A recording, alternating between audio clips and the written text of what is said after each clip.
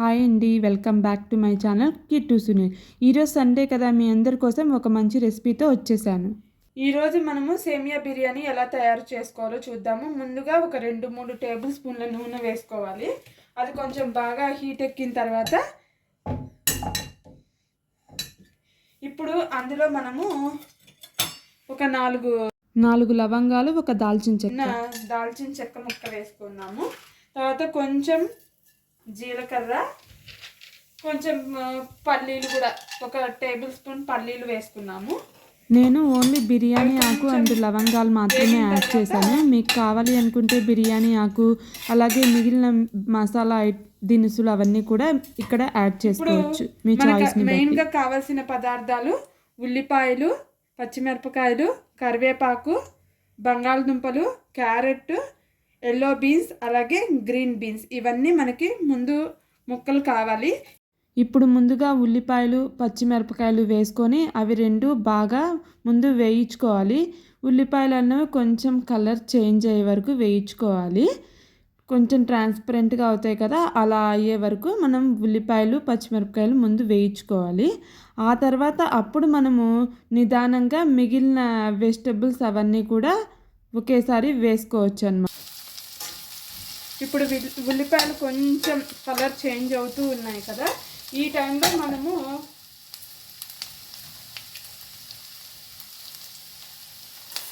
కరివేపాకు అలాగే మిగిలిన కూర ముక్కలన్నీ కూడా ఇలాగా వేసేసుకోవాలి.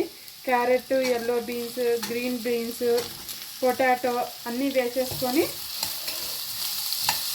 ఒక 5 నిమిషాలు ఈ ముక్కలన్నీ వేగేలాగా మూత పెట్టి మనం మగ్గించుకోవాలి. ఇప్పుడు చూడండి, ముక్కలన్నీ కూడా మగ్గిపోయినాయి. ఇప్పుడు మనము ఇందులో గరం మసాలా వేసుకోవాలి. మరి ఎక్కువగా డామినేట్ అయ్యేలాగా వేసుకోకూడదు గరం మసాలా.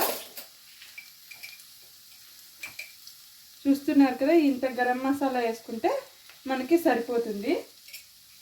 ఈ గరం మసాలా అంతా కూడా ముక్కలకి పట్టేలాగా ఒకసారి కలిపేసుకొని మళ్ళీ ఒక 2 to 3 మినిట్స్ మూత పెట్టి వదిలేస్తే ఈ ముక్కలన్నిటికీ కూడా మసాలా పడుతుందన్నమాట. ఇప్పుడు మసాలా అంతా ముక్కలకి చూసారు కదా, చక్కగా పట్టేసింది, మంచి వాసన వస్తుంది.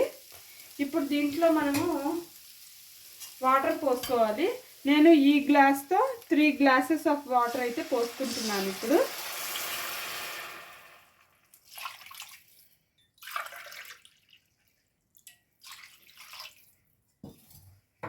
ఈ వాటర్కి ఈ ఉప్మాకి సరిపోయే బిర్యానీకి సరిపోయే సాల్ట్ అంతా కూడా మనం ఇప్పుడే వేసేసుకోవాలి.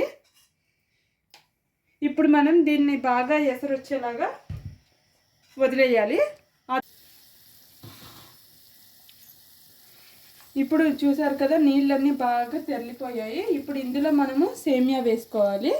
నేను 3 గ్లాసెస్ ఆఫ్ వాటర్కి 2 గ్లాసెస్ ఆఫ్ సేమియా అనేది తీసుకున్నాను. సేమ్ గ్లాస్తోనే తీసుకున్నాను క్వాంటిటీ అనేది. ఇప్పుడు మనము ఈ సేమియా అంతా కూడా చక్కగా లో ఫ్లేమ్లో పెట్టుకొని మొత్తం అంతా కూడా ఉడికించుకోవాలి.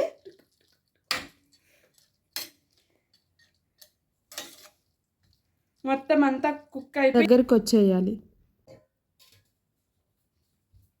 చూసారు కదా, వేడి వేడి బిర్యానీ అయితే రెడీ అయిపోయింది, సేమియా బిర్యానీ.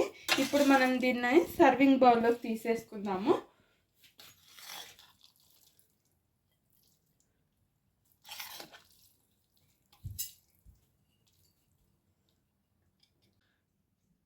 వేడి వేడి సేమియా బిర్యానీ రెడీ అయిపోయింది. మీరందరూ కూడా ఇంట్లో తయారు చేసుకొని ఎలా వచ్చిందో నాకు కామెంట్లో అయితే తప్పకుండా చెప్పండి. నా పాత వీడియోస్ అవి ఇప్పటివరకు ఎవరైనా చూడకపోతే అవన్నీ కూడా వెళ్ళి తప్పకుండా చూడండి. మీకు నచ్చితేనే మీరు సబ్స్క్రైబ్ చేయండి. బాయ్.